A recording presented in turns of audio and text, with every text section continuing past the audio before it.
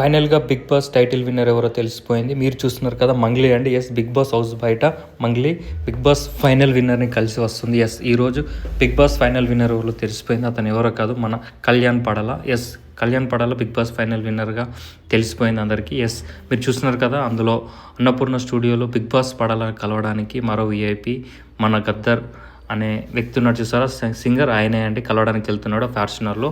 అలా ఈరోజు Bigg Boss title winner Kalyan పడాలని కలవడానికి చాలామంది సెలబ్రిటీలు అనేది బిగ్ బాస్ హౌస్లోకి వెళ్తున్నారండి. ఇది బిగ్ బాస్ హౌస్ బయట అండి, బిగ్ బాస్ హౌస్ బయట. అండ్ మీరు చూస్తున్నారు కదా, అన్నపూర్ణ స్టూడియో లోపల బిగ్ బాస్ హౌస్ అనేది ఉంది. అండ్ మీ ఒపీనియన్ చెప్పండి, Kalyan Padala Bigg Boss title winner అవ్వడంపై మీ ఒపీనియన్ కింద కామెంట్ చేయండి. ఫేరా అన్ఫేరా అనేది.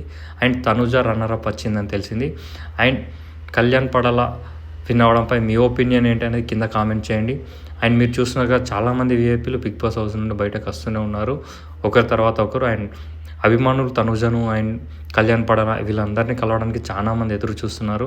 అండ్ మీరు ఎవరిని కలవాలనుకుంటున్నారు ఇప్పుడున్న బిగ్ బాస్ కంటెస్టెంట్స్లో కింద కామెంట్ చేయండి. మీ ఫేవరెట్ కంటెస్టెంట్ ఎవరు, మీరు ఎవరికి ఓటేశారు అనేది కింద కామెంట్ చేయండి. నా వరకైతే కళ్యాణ్ పడాల విన్ అనేది నేను ఫేర్ అని చెప్తాను. ఎందుకంటే తను స్టార్టింగ్లో కొంచెం వీక్గా ఉన్నా స్టెప్ బై స్టెప్ డైలీ తను ప్రోగ్రెస్ చేసుకుంటూనే వచ్చాడు. అండ్ మీ ఒపీనియన్ కింద కామెంట్ చేయండి. Bigg Boss title winner Kalyan Padala ఫేరా అన్ఫేరా అనేది. అండ్ తనుజ రన్నరప్ రావడంపై కూడా మీ అభిప్రాయాన్ని కింద కామెంట్ చేయండి. అండ్ మేబీ తనుజ టైటిల్ కొడుతుందని చాలామంది అనుకున్నారు లాస్ట్ వరకు, కానీ ఫైనల్లీ కళ్యాణ్ పడాల టైటిల్ కొట్టాడు. అండ్ మీ ఒపీనియన్ ఏంటి దానిపైన కామెంట్ చేయండి. అండ్ ఇది Bigg Boss house Annapurna studio outside అండి.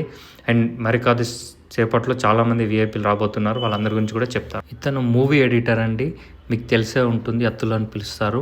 తను గూఢచారి లాంటి పెద్ద పెద్ద సినిమాలకు ఎడిటింగ్ చేసిన మూవీ ఎడిటర్ అందులో వెళ్తుంది. మీరు చూడండి, క్లియర్గా అర్థమవుతుంది.